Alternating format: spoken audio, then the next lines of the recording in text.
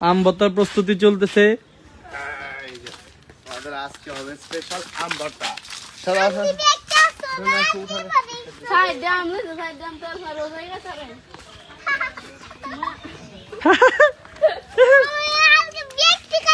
ব্যক্তি খাইবে?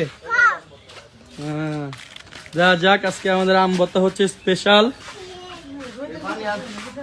রোডের মধ্যে বইয়া খাইলে তো মজাই লাগবো। হ্যাঁ,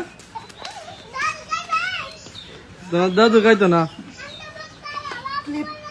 এই যে আম্মা দেখতে হারিয়ে গেছে আম।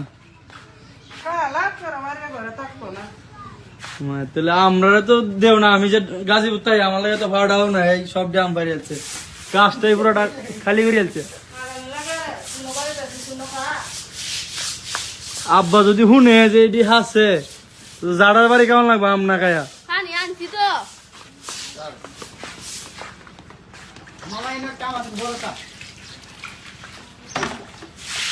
কত বড় আমরা এই